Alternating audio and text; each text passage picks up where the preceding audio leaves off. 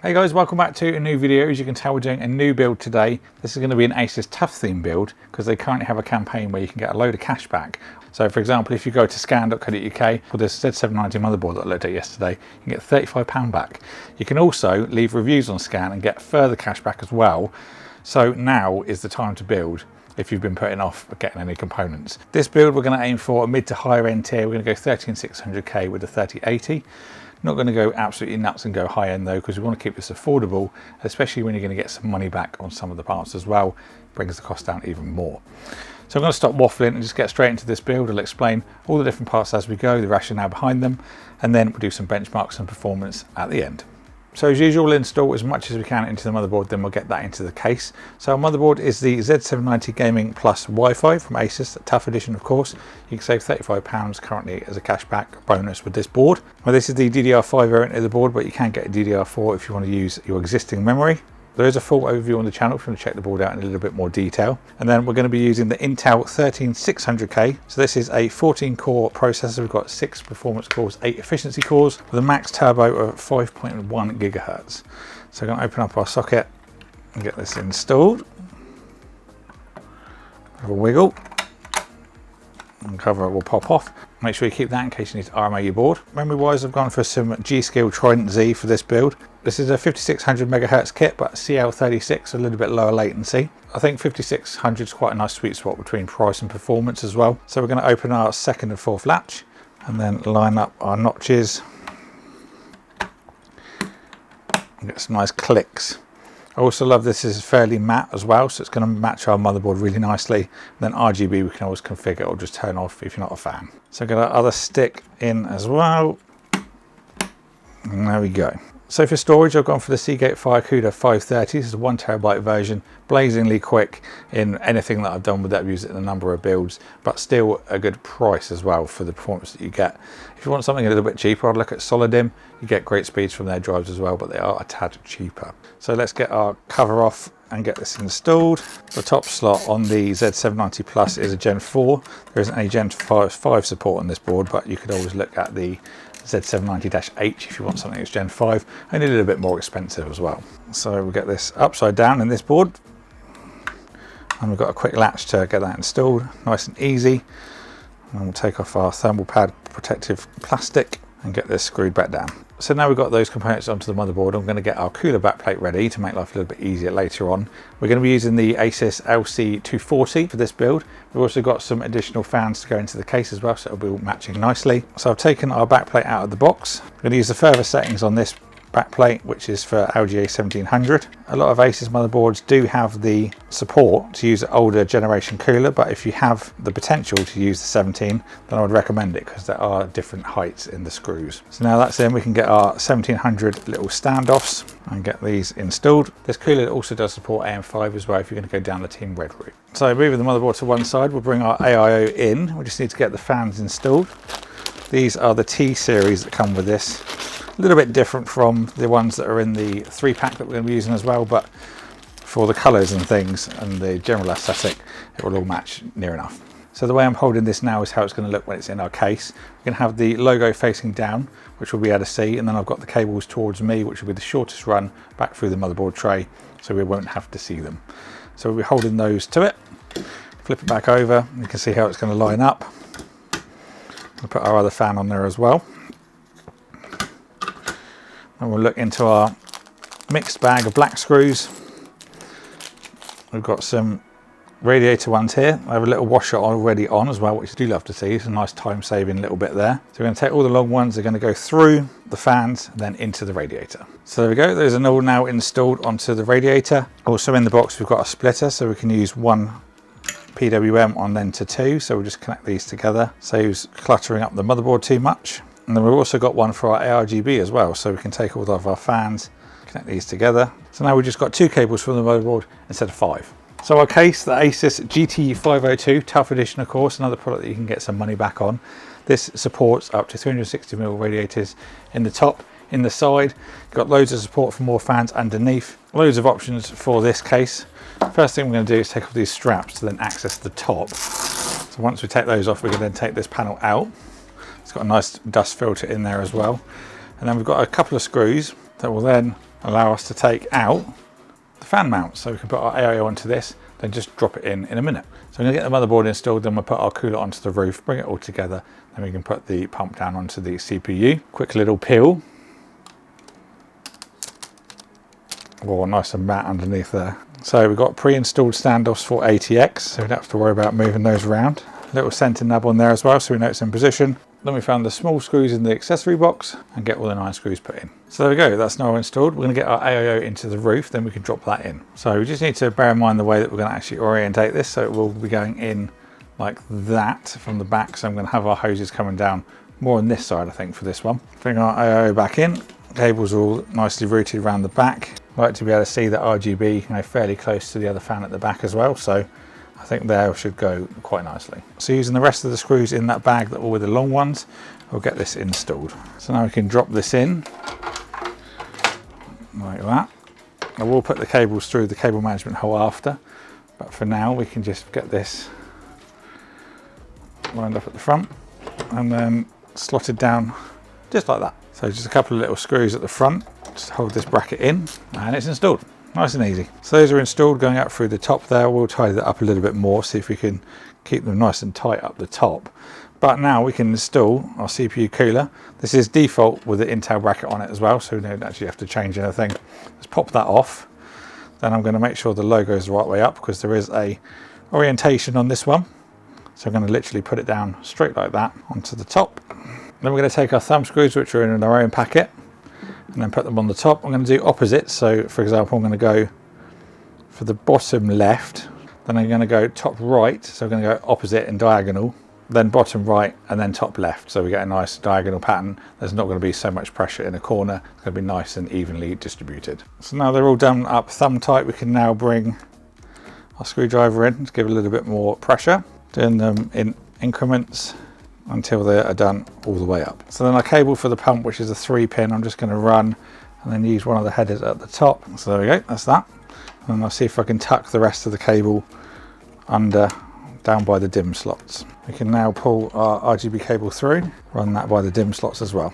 I might move the AO along a little bit. I'm not quite sure if I'm happy with it there, but we shall see to that. So now I'm going to install my additional fans. I'm going to use one in the back, and then we'll do 2 in the sides for some airflow. So I'm going to run this cable into the grommets at the top.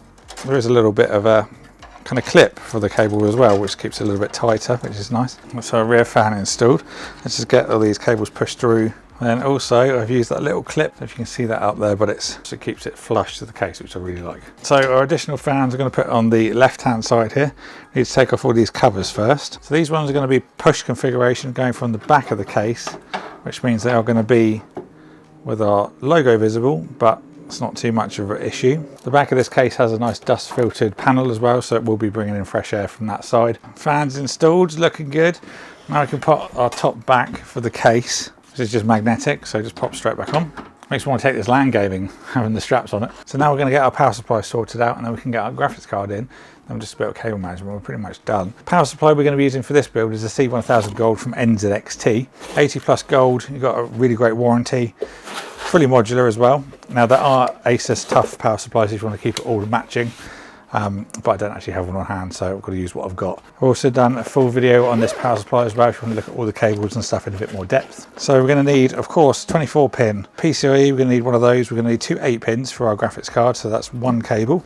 We've got a daisy chain on there. Our 8 pins for our EPS power, so there's 1 there.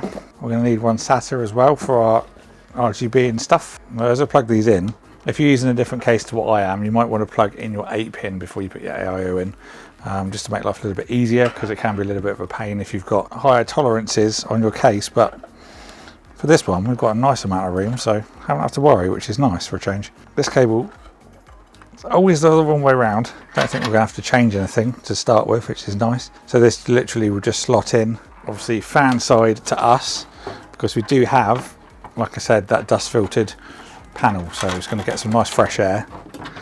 And we'll just line that up. A little bracket for it to sit on as well for some support, and then we'll get that installed with the screws that are included in the power supply box. And we're going to route our 8 pins now. So we've got 1 here, it's a 4+4, and that other one which is hiding, there we go, like that. So we'll route these underneath. Not too much to worry cable management wise, which is nice. And they can just poke through the grommet. And like I mentioned, we've got a nice lot of clearance in this case as well, so we're not going to have to really fiddle to get those plugged in, which is a nice welcome change. So SATA I'm going to leave in the back because we're going to need to plug in our fans and stuff. Then we've got one for our graphics card. I'm going to just put this just between, you can't really tell, it's a little bit difficult to see, but that's going to go between there. So then our graphics card power will be sorted out.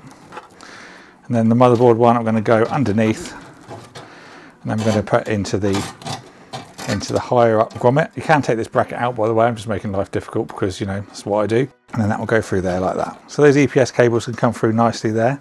Our 24 pin for the motherboard can just bend around and plug in.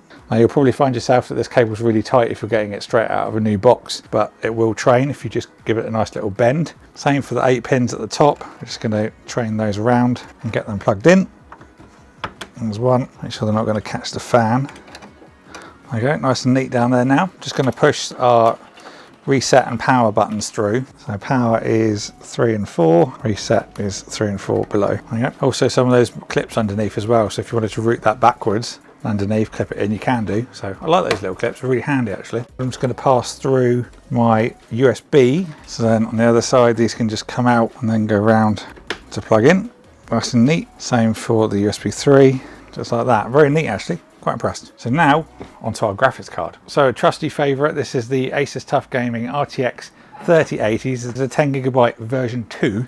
There's also a full video of this on the channel if you want to check it out. I did some performance and testing and stuff like that on it as well. Big thanks to the guys at Scan as well. They sent that for a number of builds, actually used it a lot. It's just a really great go-to. So our expansion cover comes off and we're going to take out the second and third PCI bracket and then bring in the Chongus. I really like the look of this card as well as the great performance it gives. Click, nice solid click, and then screw it back down. Put our little cover back on as well. Now we get our power for our graphics card. As I mentioned, this is a daisy chain, so I think we'll come up from the bottom here. Again, these cables will be quite stiff because they're brand new, so just give them a little bit of time to train. There we go, and we'll bend these down, and there we have it. So all I'm going to do now is use one of these 4 pins to 3 extensions just for our extra fans that we've added in, plug in the ARGB onto the motherboard, and then we can see if it boots. Okay, so we're now all plugged in, should be good to go.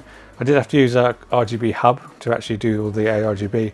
I didn't have enough splitter cables available on hand, so I'll order some of those, but nevertheless, we should be good to go now. Now the RGB hub is a Windows-based program, so the RGB should kick in when it detects the OS. That's in theory anyway. All of the fans are spinning. We've got some RGB on the RAM, which is a good sign. And then hopefully, once we get into Windows, which is already installed, we should get some RGB. Oh, there we go. Oh, and on the top as well. Oh, nice, it's all working together. So in theory, it should kick into an RGB sequence. There we go. Which I can then customize once I'm in Windows. But we're all lit up, even the pump has come on as well. Oh, absolutely perfect. I couldn't have asked for that to go better than it had. So, although we did have to use a hub, which was a bit of a pain, it's sorted. So, very happy. Now we can get on to setting our profile for XMP in the BIOS, and then we'll do some benchmarks. Okay, so first of all, we're going to do Far Cry 5. This is using a high preset, everything but motion blur turned on. We're going to do the benchmark setting, see how we get on. This is a 165Hz monitor, so it's not going to portray across the video, but I will be able to tell you how it feels in real life. So average 120 frames. Personally, what I'll do is just bring the settings down a little bit so I can get the higher refresh rate. Of course, if you've got a G-Sync monitor, then 144Hz, so bring your settings down a little bit just to bring those FPS up, but an average of 120 is always very good. Even the minimum was only 9 frames less, so very good for our first result. Let's go on to maybe Apex Legends next. So Apex Legends, we have gone for the highest settings again. You can see we've turned everything up as high as we possibly can. Motion blur is off as usual, and let's see how we get on with this. So dropping in, I've changed the Steam settings so we can get higher than 120 frames, I think it is by default. Might be a little bit higher, I can't quite remember, but we are getting a nice 180 frames at the second, 175. Even dropping in, so there's a lot of detail to be loaded, so it's a pretty good result so far. Okay, we're all going to be killed. Okay, great start to the game. Down to 150 with that smoke effect there, 120. 193 now, going up to 200 frames. Could do with some kind of weapons, ideally.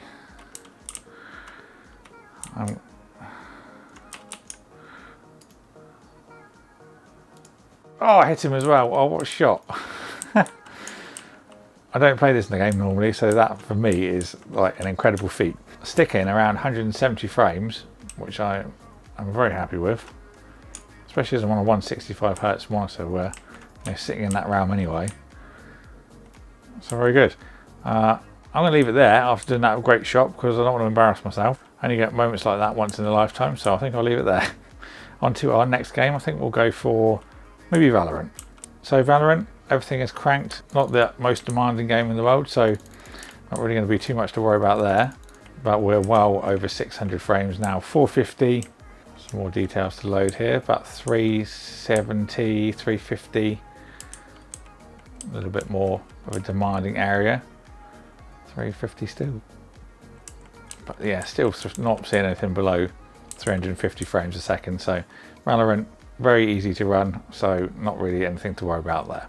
So on to Dirt 5, we're running the native presets of resolution, so 1440p, ultra high, everything else. So let's see how we do with this. Random playground event, which is what we generally go for, but currently about 160 frames, so better than I expected. Really quite difficult to drive with a mouse and keyboard, but nevertheless, we're going. 180 frames there, 2 frames off 200 there. Sticking around 160 as an average though, I think. Bit of a jump there to 180, too much power. Oh, was doing so well. But now touching 200 frames. I think you're going to see 160, 155 kind of at the minimum. So Dirt 5 is playing very nicely. Cross is remastered, we've got 165 Hz, 1440p. Advanced settings, we're going to use a high preset for this one. So let's go for that.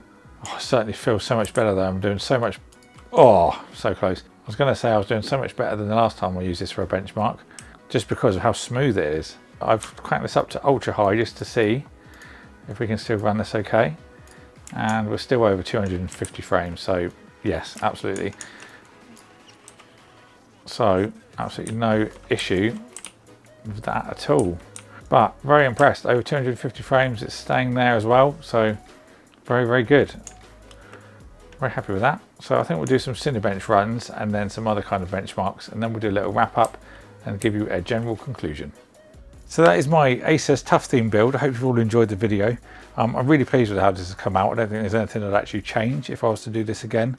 Maybe I'd add a 360, maybe go for the 13700K. If you wanted to have a little bit more CPU performance, especially if you're doing anything like Blender and rendering, things like that. But gaming wise, very good. Temperatures were very low as well. So the 240mm AIO was doing very well for our 13600K. The TUF-3080 is a great graphics card. We've used it in a number of builds. I think the highest I saw temperature wise for that was 67. So that's staying very cool as well. The machine as a whole has been very silent, even using PWM. It's not had any crazy ramp ups in speed or anything. It's been very cool and very quiet. So overall, very happy. So I'll leave all the products links down in the description box if there's any you want to pick up that you've seen in the video. Also, don't forget the cashback as well. The campaign runs for about another 4 weeks. Then you can get the cashback for another 4 after that. So you've got plenty of time to do it. So there's no rush in that regard. But all the information and stuff will be down there. Let me know in the comments box if there's anything else that you want to know.